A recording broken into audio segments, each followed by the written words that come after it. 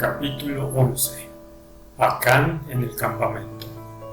Lo que más tinieblas había traído a la iglesia fue dar la espalda a la luz enviada del cielo y a continuación atribuir al fanatismo lo que fue obra del Espíritu Santo. Archibald R. Henry y Harmon Lindsey fueron los representantes más destacados de esa persuasión desde la Asamblea de Minneapolis. A. R. Henry ingresó en la Iglesia Adventista en 1882 y poco tiempo después fue llamado para asistir como tesorero en la administración financiera de la Asociación Publicadora de la Iglesia Adventista en Battle Creek. Sus responsabilidades se multiplicaron pronto, de forma que en los años siguientes asumió los cargos de tesorero de la Asociación General, presidente, vicepresidente, auditor y tesorero, así como fideicomisario y miembro del comité ejecutivo de la Asociación de la Conferencia General.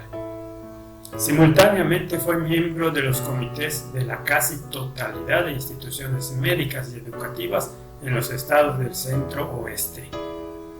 Harmon Lindsey, quien era además administrador financiero, sirvió en cargos muy similares junto a R. Henry para la Asociación General y muchas otras instituciones adventistas durante las décadas de 1880 y 1890. Aunque ni Lindsey ni Henry eran pastores o teólogos, su influencia, para bien o para mal, tuvo un enorme impacto en el conjunto de la Iglesia tras la Asamblea de Minneapolis, debido a los muchos cargos que ostentaba.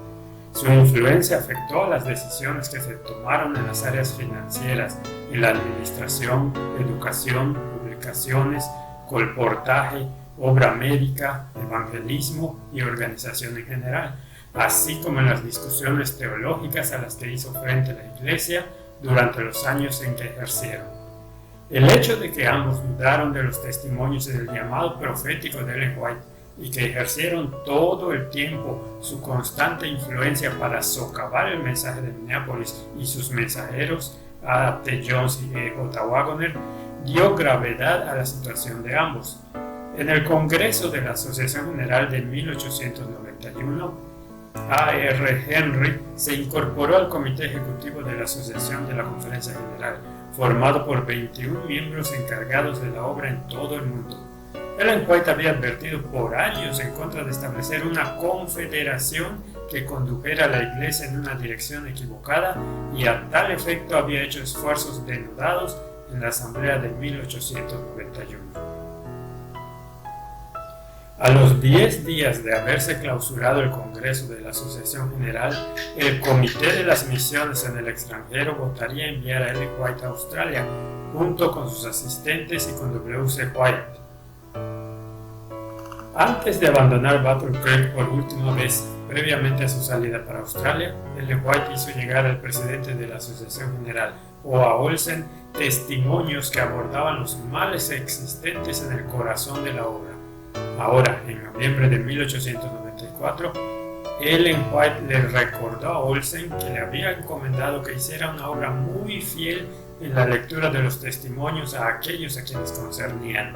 Pero Olsen no siguió las directrices y se fueron acumulando las mismas cosas a sus rasgos objetables en las juntas y en reuniones de los comités de líderes de iglesia. No leyó a los concernidos los testimonios que señalaban claramente sus errores. En esto ha fallado en el cumplimiento de su deber como presidente de la Asociación General.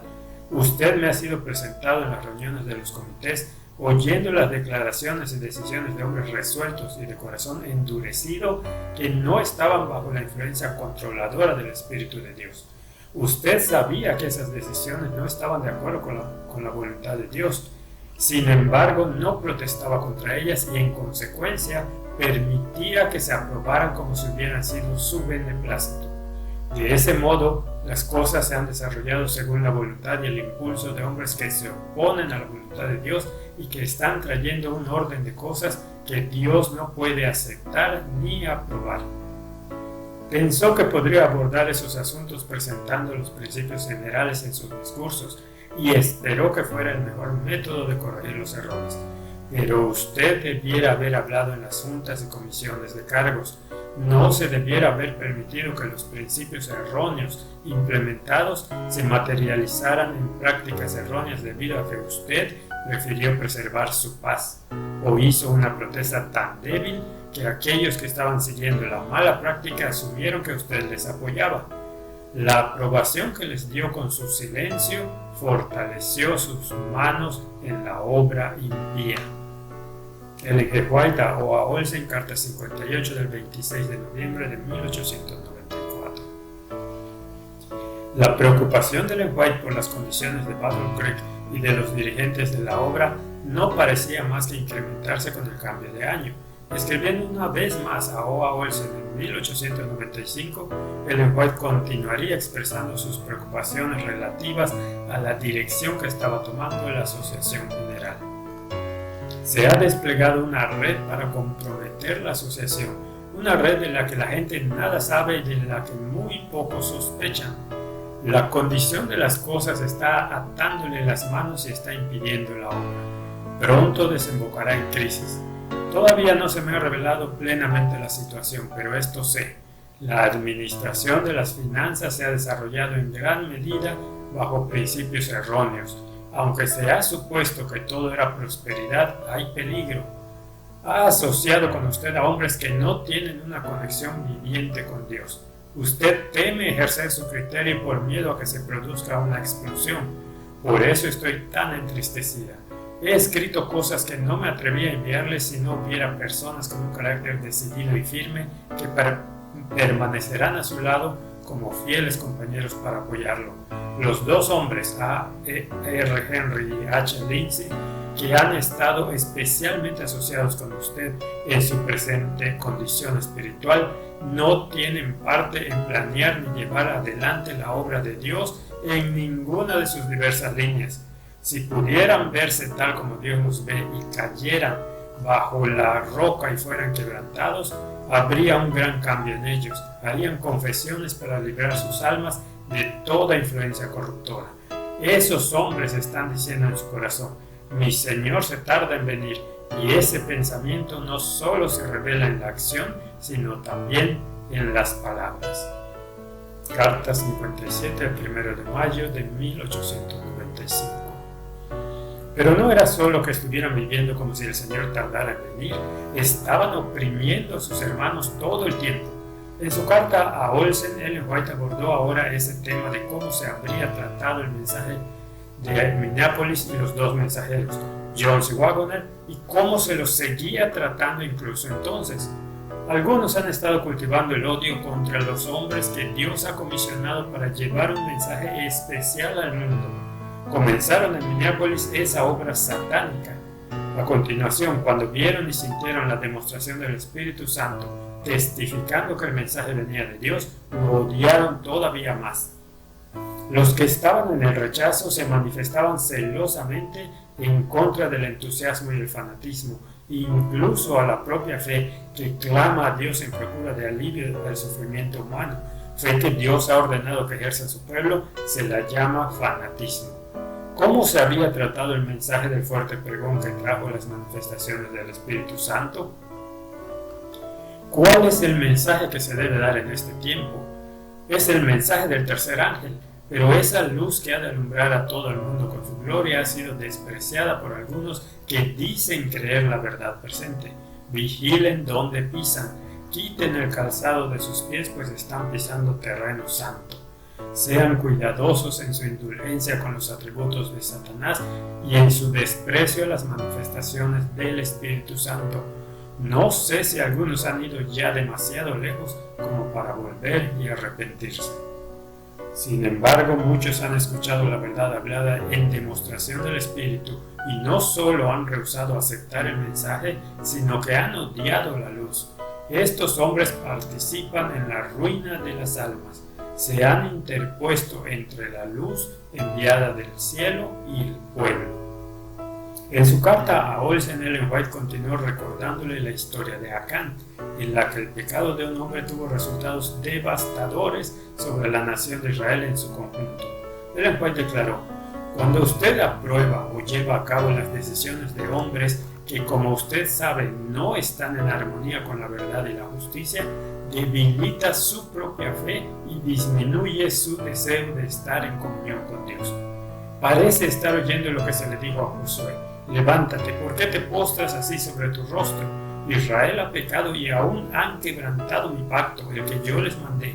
Anatema hay en medio de ti, Israel. La aplicación parece obvia. Olsen estaba permitiendo que el pecado de Acán estuviera en el campamento. Al mantener en puestos relevantes de la obra a quienes eran abiertamente opuestos a los mensajeros y al mensaje enviado por Dios, y al fallar en transmitirles el consejo inspirado proveniente del cielo, ¿sería diferente el resultado? Inmediatamente a continuación de esos comentarios, Ellen White compartió uno de sus pensamientos más conocidos relativos al mensaje de Minneapolis, uno que define su significado y contenido y que contrasta llamativamente con el trato que se le estaba dando al mensaje. En su gran misericordia, el Señor envió un preciosísimo mensaje a su pueblo mediante los pastores Waggoner y Jones.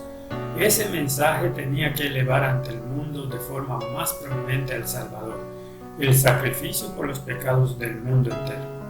Presentaba la justificación mediante la fe en el garante.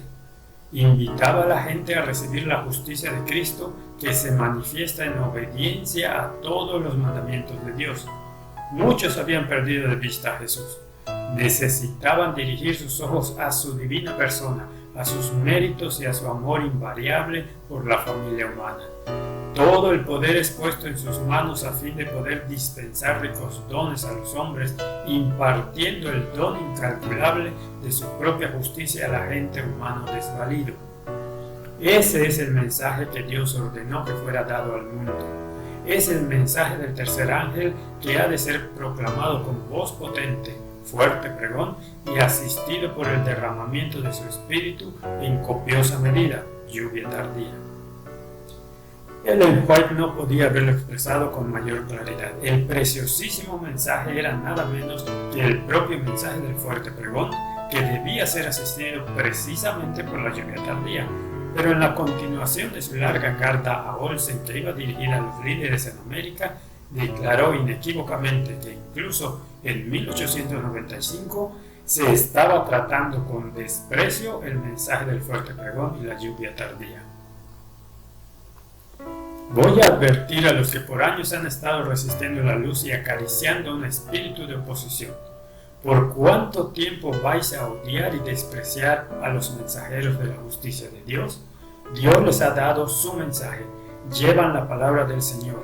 Hay salvación para vosotros, pero solamente mediante los méritos de Jesucristo. Una vez tras otra se os ha ofrecido la gracia del Espíritu Santo. En medio de vosotros se ha derramado abundantemente luz y poder de lo alto. Hubo evidencia suficiente para que todos pudieran discernir a quienes reconocía el Señor como sus siervos, pero los hay que desprecian a los hombres y al mensaje que llevaban. Los han tachado de ser fanáticos, extremistas y efusivos. Permitidme que profetice sobre vosotros. A menos que os deis prisa en humillar vuestros corazones ante Dios y confeséis vuestros pecados, que son muchos, veréis demasiado tarde que habéis estado luchando contra Dios. Mediante la convicción que trae el Espíritu Santo, aunque ya demasiado tarde para la reforma y el perdón, veréis que esos hombres contra los que habéis hablado han sido como señales en el mundo, como testigos de Dios. Entonces daríais el mundo entero si pudierais redimir vuestro pasado y ser hombres justos y celosos, movidos por el Espíritu de Dios para elevar vuestra voz en solemne advertencia al mundo y como ellos, ser tan firmes al principio como la roca. El Señor entiende cómo estáis dando la vuelta a las cosas. Avanzad un poco más tal como habéis venido haciendo en vuestro rechazo a la luz del cielo y estaréis perdidos. Si rechazáis a los mensajeros delegados de Cristo, rechazáis a Cristo. Descuidad esta gran salvación que ha sido traída ante vosotros por años. Despreciad esta gloriosa oferta de justificación mediante la sangre de Cristo y de santificación mediante el poder purificador del Espíritu Santo, y no quedará más sacrificio por los pecados, sino una horrenda expectación de juicio y de hervor de fuego. Al menos un tema parece quedar corroborado en las cartas de Ellen White desde Minneapolis, a propósito de quienes continuaban oponiéndose a la luz. Seguían atribuyendo la obra del Espíritu Santo al fanatismo, y los resultados fueron funestos. 6 meses después, escribiendo a comienzos del 1896 a los hermanos que ocupan puestos en responsabilidad en la obra, Ellen White escribiría nuevamente palabras de advertencia a quienes estaban manifestando desprecio hacia las manifestaciones de su Espíritu Santo. Les recordó que el Consolador se ha de revelar no de una cierta forma específica y precisa que los hombres puedan ver, sino según el orden de Dios, en el tiempo y forma inesperados que honren su propio nombre. Se debía tener eso bien presente, ya que Dios se había revelado a sí mismo una vez tras otra de la forma más notable en Battle Creek, derramando sobre ellos el Espíritu Santo. A continuación, en una de las que quizás sea la declaración más significativa de Ellen White en el periodo siguiente a 1888, se volvió a referir a las grandes donaciones hechas en relación con las manifestaciones del Espíritu Santo en Battle Creek y con la incredulidad que siguió. El episodio más notable acaecido durante el tiempo de Anna Rice a finales de 1893. Esa declaración tiene un interés especial a la vista de algunas de las afirmaciones que hoy hacen ciertos historiadores adventistas. Dios se ha revelado a sí mismo una vez tras otra en Battle Creek de la forma más notable. Ha dado allí una gran medida de su Espíritu Santo a los creyentes. En ocasiones ha venido inesperadamente y entonces ha habido emociones profundas en los corazones y las mentes. Una renuncia a los propósitos egoístas y un traer a la tesorería muchas cosas que os convencisteis de que Dios prohibía que tuvierais. Esas bendiciones se extendieron a muchos, pero ¿por qué no continuó esa obra dulce y santa en las mentes y los corazones? A algunos les molestó ese derramamiento y manifestaron sus propias disposiciones naturales. Dijeron: se trata solo de excitación, no es el Espíritu Santo, no son aguaceros celestiales de la lluvia tardía. Hubo corazones llenos de incredulidad que no bebieron del Espíritu, sino que albergaron amargura en sus almas. El Espíritu Santo obró en muchas ocasiones, pero quienes resistieron al Espíritu de Dios en Minneapolis estaban esperando otra oportunidad para volver de nuevo a sus andadas, dado que su espíritu era el mismo. Posteriormente, cuando se acumuló evidencia sobre evidencia, algunos se convencieron, pero quienes no fueron enternecidos y sometidos por la obra del Espíritu Santo, proyectaron su interpretación sobre cada manifestación de la gracia de Dios y han perdido mucho. Su corazón, su alma y sus palabras han afirmado que esa manifestación del Espíritu Santo era fanatismo y engaño. Se mantuvieron como una roca mientras las olas de la gracia fluían sobre ellos y a su alrededor, pero eran repelidas por sus corazones endurecidos y malvados que resistieron la obra del Espíritu Santo. Si lo hubieran recibido, los habría hecho sabios para salvación. Los habría hecho hombres más santos, preparados para hacer la obra de Dios con habilidad santificada.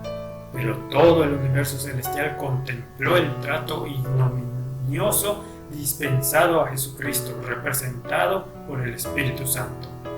Si Cristo hubiera estado ante ellos, lo habrían tratado de la forma similar a como los judíos trataron a Cristo. ¿Qué fue lo que movió a las personas en Battle Creek cuando humillaron sus corazones ante Dios y expulsaron sus ídolos? En los días de Cristo, cuando Él proclamó su misión, todos dieron testimonio y se maravillaron ante sus palabras de gracia que procedían de su boca. Pero comenzó a actuar la incredulidad susurrada por Satanás y dijeron: ¿no es este el hijo de José?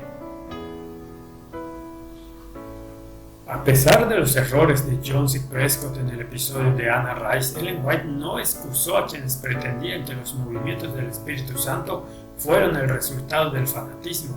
Sin embargo, hoy, 125 años después, incluso mientras celebramos 1888, existe un eco de esos mismos sentimientos. Se trata solo de excitación, no es el Espíritu Santo, no son aguaceros celestiales de la lluvia tardía. Nota número 11. Aunque se ha presentado este material en el capítulo precedente, vuelve a tener aquí especial relevancia. George Knight ha venido repitiendo esa acusación por más de 25 años, afirmando que el reavivamiento de 1892-1893 estuvo basado en la excitación fanática como resultado de que Jones y Prescott interpretaron falsamente la declaración de Ellen White del 22 de noviembre, que a su vez fue consecuencia de aceptar a Anna Rice como profetisa. Fueron Jones y Prescott y no la señora White quienes suscitaron la excitación de 1893 hasta alcanzar grandes proporciones mediante una exégesis de la declaración que ella hizo en noviembre de 1892, según la luz de la interpretación de ellos relativa a la formación de la imagen de la bestia en el verano de 1892. Uno se enfrenta al hecho brutal de que el fácilmente excitable Jones no era un líder totalmente fiable en 1893. Incluso si tenía un mensaje oportuno centrado en Cristo, también había aceptado visiones de Anna Rice y se habría presentado sus testimonios como un estímulo para el reavivamiento en su mensaje del fuerte pregón de la Asamblea de la Asociación General de 1893, si Olsen no le hubiera impedido hacerlo. Nunca debemos olvidar que tenía el problema perenne del extremismo. Tras la debacle de Rice, Ellen White llamaría al adventismo a huir de enfocarse en la excitación y a regresar al Evangelio de la Salvación tal como se lo encuentra en la Biblia. De 1888 a la apostasía, página 100-101. Esa conclusión nos retrotrae a la declaración de Ellen White del 22 de noviembre de 1892, que dice que el fuerte pregón comenzó en 1888. Dado que esa cita sirvió como punto focal a la excitación de la lluvia tardía en los encuentros de 1893, merece un análisis detenido. Un segundo asunto. La ahora famosa declaración del 22 de noviembre no la hizo famosa Ellen White, sino Jones, Prescott y sus seguidores de aquellos días sobre el significado de la declaración del fuerte pregón. Uno queda con la inconfundible impresión de que la ahora famosa declaración fue tremendamente exagerada en la excitación de aquellos tiempos. Angry Saints 126-127. Desgraciadamente, el exuberante Jones leyó equivocadamente aquella declaración, confundió el fuerte pregón, un mensaje, con la lluvia tardía, el poder para impulsar el mensaje, y orquestó toda una excitación escatológica en la Asamblea de la Asociación General de 1893. Parte de la razón de la excitación de Jones es que había aceptado ya a Anna Rice como a una segunda profetisa adventista y por consiguiente el ministerio de ella como señal del derramamiento del Espíritu Santo.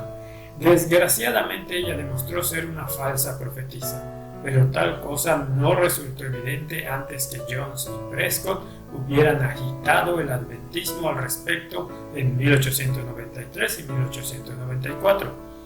Jones, en su entusiasmo característico, había fallado no solo en discernir el problema de Anna Rice, sino también en la no tan sutil diferencia entre el fuerte pregón y la lluvia tardía, una búsqueda de identidad, página 109.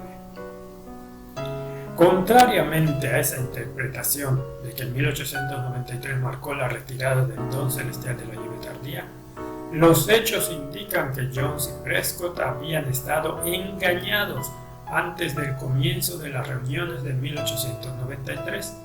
Hemos de volver a enfatizar que ni Jones ni Prescott eran guías totalmente fiables en asuntos del Espíritu Santo en el tiempo de las reuniones de 1893. Si bien desconocemos todas las razones para la demora en la segunda venida, aparentemente no fue un rechazo a la versión de A.T. Jones de la lluvia tardía en 1893. Ellen White escribió también pensamientos similares a Harmon Lindsey, quien en 1896 continuaba guerreando contra el mensaje de Minneapolis, todavía bajo el mandato de O.A. Olsen. Ellen White le dirigió palabras del cielo: Harmon Lindsey no puede ahora ver la luz del Espíritu Santo que ha sofocado en su alma. Ha quedado tan ciego como los judíos, quienes cerraron sus ojos para no poder ver y sus corazones para no poder sentir. Ha llamado fanatismo a las manifestaciones del Espíritu. Sus labios finitos han expresado sentimientos que revelan la acción del poder que obra en él. Su percepción está pervertida hasta el punto de llamar tinieblas a la luz y luz a las tinieblas. Carta 63 del 20 de abril de 1896. Escribiendo a S.N. Haskell un mes después, Ellen White declaró que la Iglesia necesita convertirse y que los representantes de la Iglesia necesitaban, en contrición de corazón, suplicar fervientemente que el Espíritu Santo sea derramado sobre nosotros desde lo alto.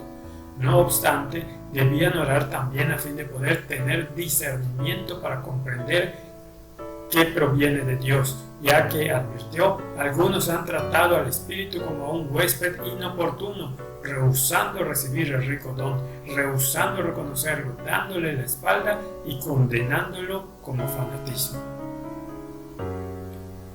En un artículo escrito pocos días antes sobre la historia de la idolatría en Israel y el becerro de oro, Ellen White pidió a los que estaban en el corazón de la obra en América: revisad vuestra experiencia de los años precedentes y ved si se os pueden aplicar las palabras bien hecho. ¿Habéis tenido miedo del Espíritu Santo?, preguntó. En ocasiones ha venido con una influencia omnipresente a la escuela en Battle Creek y a las escuelas en otras localidades. ¿Lo reconocisteis? A continuación, en una declaración más bien retórica, escribió: si habéis restringido y habéis repelido el Espíritu Santo de Dios de ese modo, os suplico que os arrepentáis a la mayor brevedad posible. Ellen White conocía a ese huésped celestial y sabía que el Espíritu Santo estaba reposando sobre los jóvenes, pero algunos corazones eran tan fríos y oscuros que fue retirada la luz de Dios. Nada tiene de extraño que Ellen White sintiera indignación de espíritu porque en nuestras instituciones se hubiera honrado tan poco al Dios viviente. No se reconoce ni respeta el Espíritu de Dios. Los hombres han pronunciado juicio sobre él, se han condenado sus operaciones como fanatismo, entusiasmo y excitación indebida.